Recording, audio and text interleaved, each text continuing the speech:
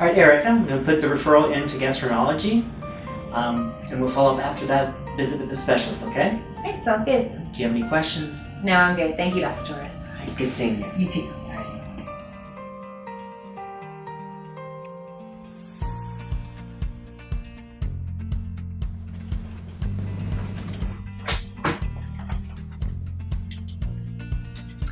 Referrals are one of the most important aspects at Palmetto Health USC Medical Group.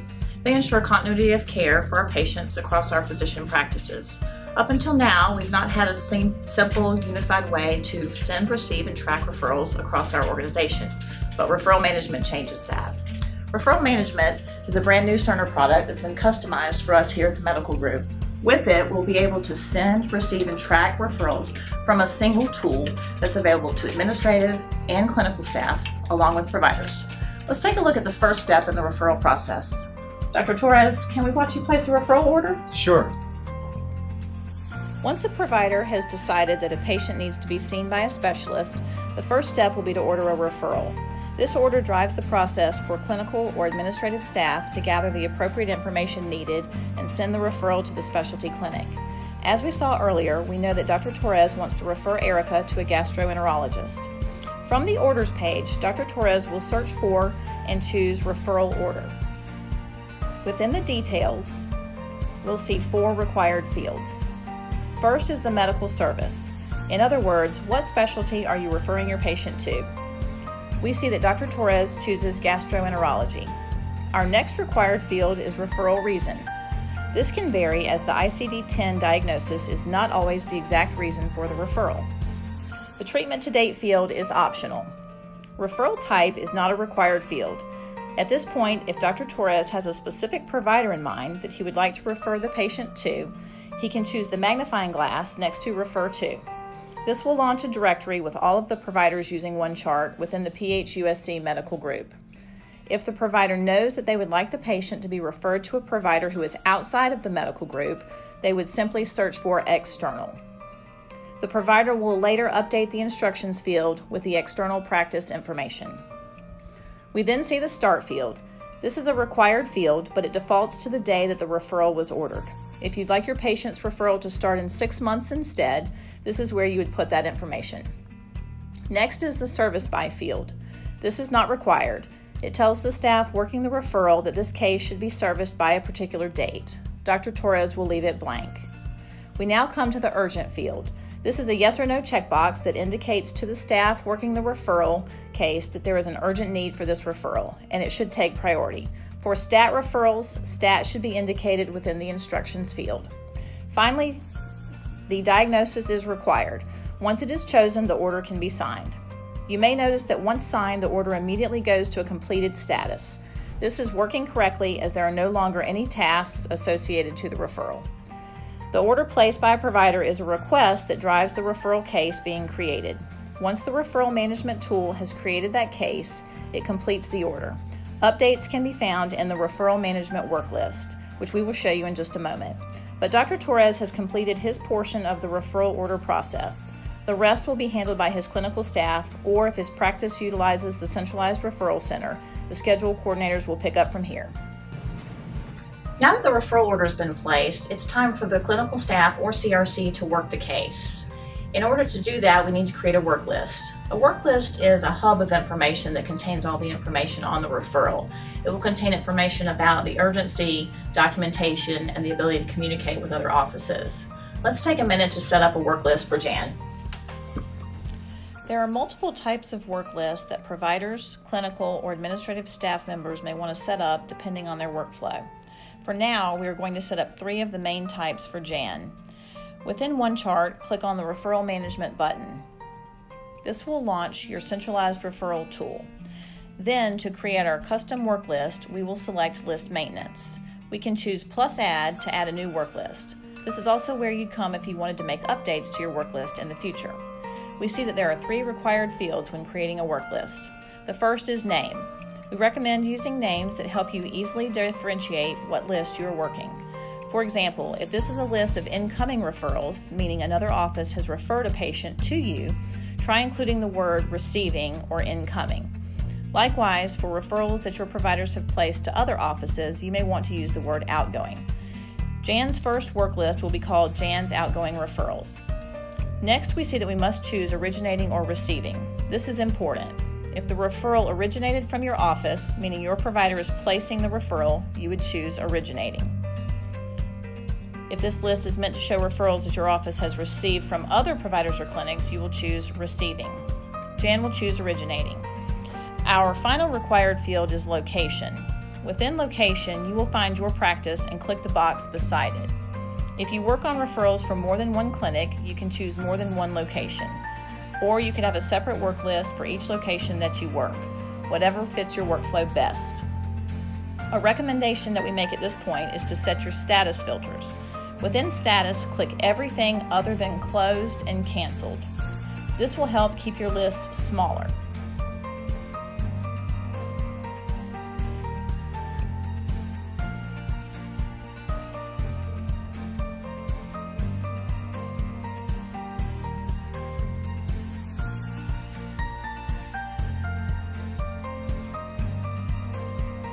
Now we will follow that workflow again as Jan creates Jan's incoming referrals. Notice that this time Jan chooses receiving instead of originating, since this list focuses on incoming referrals.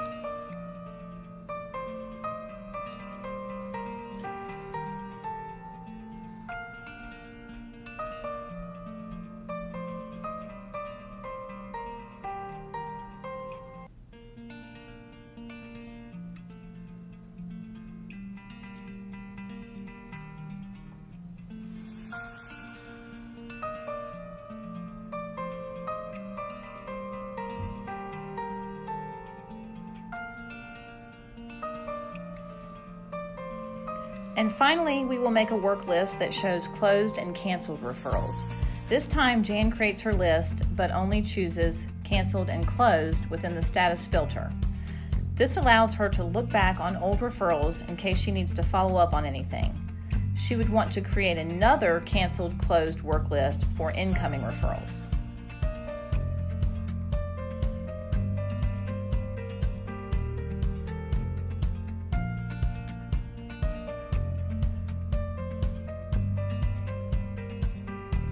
Now let's see if we can work that referral that Dr. Torres just placed.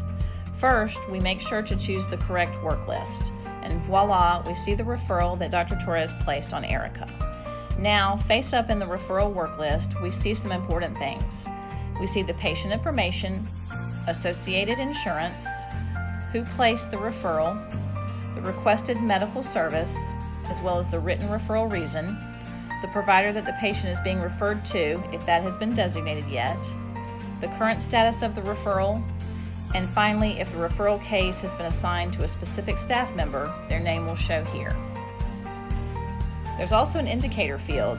If the referral has been marked as urgent or if there is documentation attached to the referral, you will see that indicator.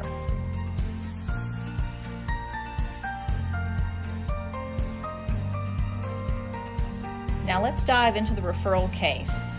One thing to remember, if you click the patient's name, it will take you into their chart. In order to open the referral case, you must click the black arrow in the patient info field.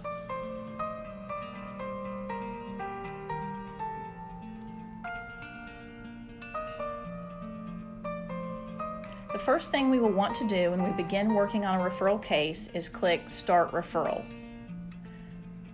This automatically updates the status to Prep for Send. We see that we start on the Summary tab. This tab shows all of the information collected in the order, as well as patient information pulled from CPM. We can click Edit to update any of these fields. Since Dr. Torres did not choose a refer to provider, Jan can do that at this time. She will click the magnifying glass. The system will automatically show gastroenterology providers since that is the specialty that Dr. Torres chose. Jan can also search for a provider if she does not see the one she's looking for. We see that Jan chooses Dr. Lohman. Now Jan will hit Save. On the next tab, we can see any comments that have been made on the referral or add one if we would like. These comments are viewable to the originating office as well as the receiving office. This is a great way to communicate referral details.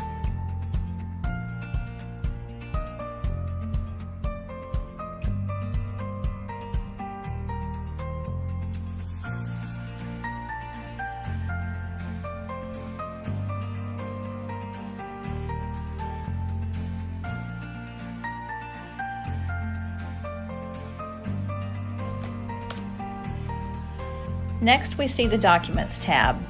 Here, we can attach any documents within the patient chart that should be associated to the referral.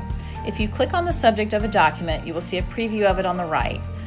Just click Add to associate that document to the referral. Next, we see the Insurance tab. Here, we see the patient's insurance and also have the ability to add an authorization. If the patient has a specific insurance that should be related to this referral, such as workers' compensation, you can click that insurance and choose Associate. This lets the receiving office know that this insurance is the primary one associated to this referral. You can also click Edit to add any authorization information. And finally, we see the Scheduling tab. This tab will update once the appointment has been scheduled by the receiving office. Once we have added everything necessary for the referral, we hit Generate. This will launch a preview of our referral work list where we can hit Send. Once we hit Send, it will show up on the receiving office's work list. You will see that the status updates to Pending Acceptance. This lets you know that the receiving office has received the referral, and once they preview it, can accept or reject it. If it is accepted, it will update to an accepted status.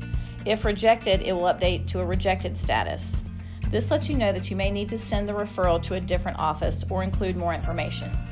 Usually, the receiving office will include why the referral was rejected in a comment. Keep checking back for status updates on the referral case. Once the patient is scheduled, the status will update saying so. If the patient goes to their appointment and is checked in, the status will update to Attended. And finally, once the receiving office has completed the provider note and sent it back to your office, they will update the status to Complete. At this time, you can verify that you have received the note, then go into the referral and manually update the status to Closed.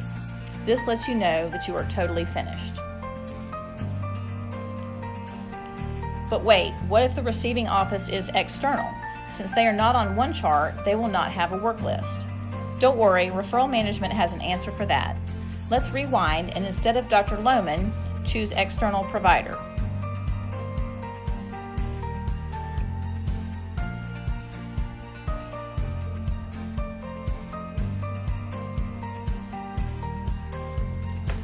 Now when we click Generate and Send, instead of sending it to a work list, referral management will launch a provider letter.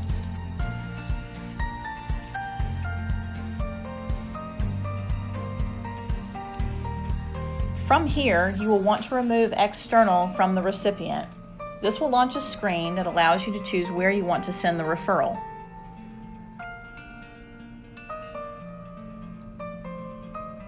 You can choose to search for a provider or click to add a free text recipient. When adding a free text recipient, you will want to make sure that you choose the correct mode. If you want to print the referral, choose Mail. This will allow you to print out a copy to mail. If you'd like Cerner to fax the referral, choose Fax and ensure the fax number is in the detail field. This will send the referral via fax from one chart.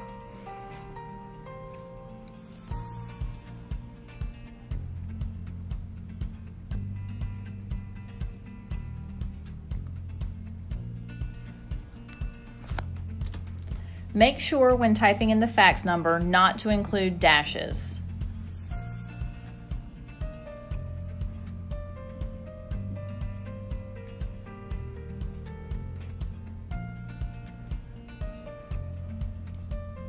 Always remember to choose to attach the transition of care when sending external referrals.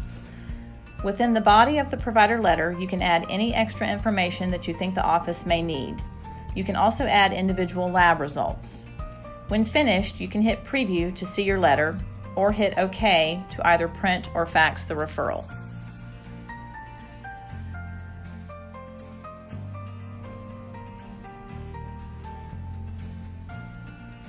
Once you've done that, you will see that the referral status has updated to Sent.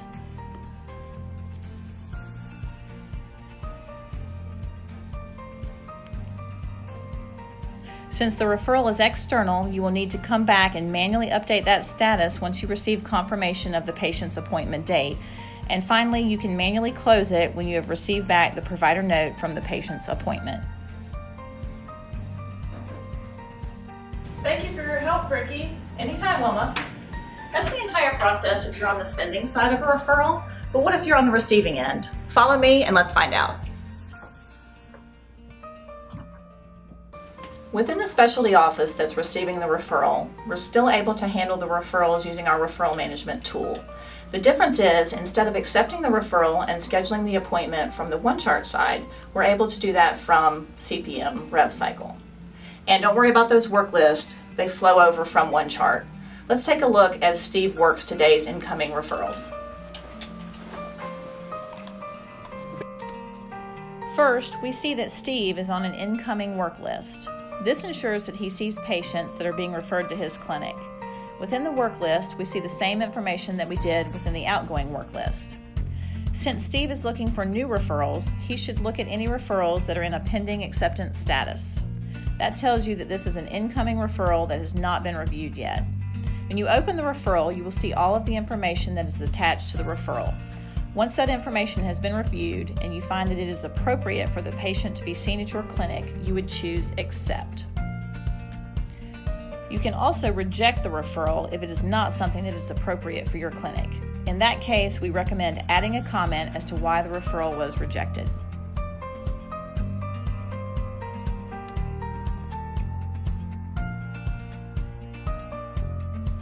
Let's listen in as Steve gets the appointment scheduled. Yes, Erica, we received your referral from Dr. Torres.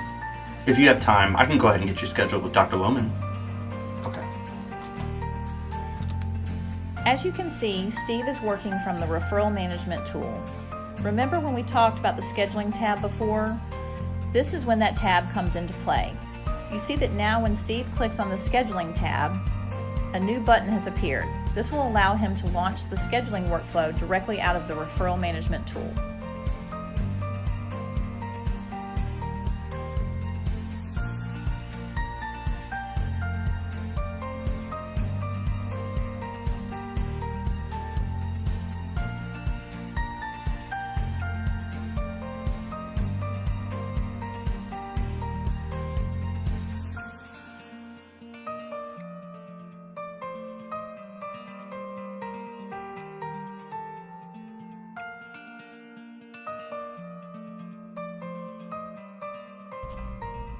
All right, Erica. Looks like Dr. Lohman has an opening June 3rd at 3 p.m. Will that work for you? Great. I've got it scheduled. We'll see you then.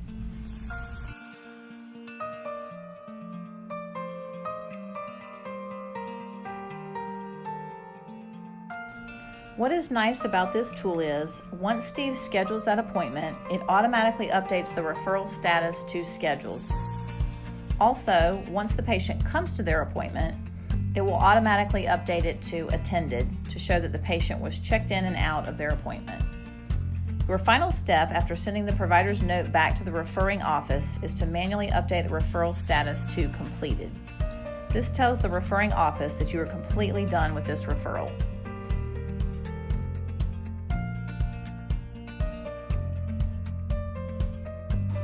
This is really great, Ricky, but I do have one question. What do we do about the external referrals that come in through fax or mail?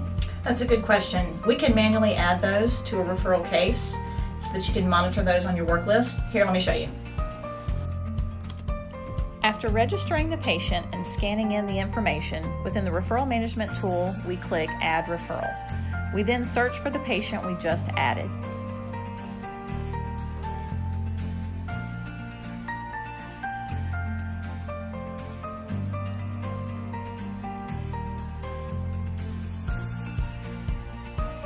We attach the documents that we scanned in, then click the Case Details tab. From here, we add in all of the information that is required for a referral.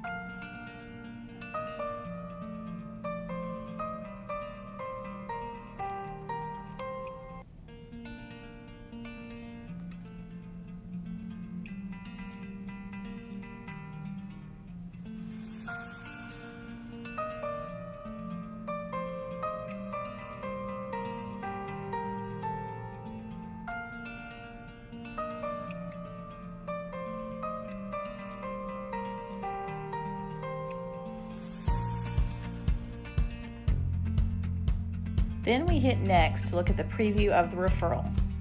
At this point, we can accept or reject it and then hit Submit. Now that external referral lives on your work list. So that's referral management. If you still have questions, don't worry. We'll distribute an FAQ based on questions we've received in previous go-lives. And as always, you'll have help from IT and CI personnel. We look forward to having you on referral management.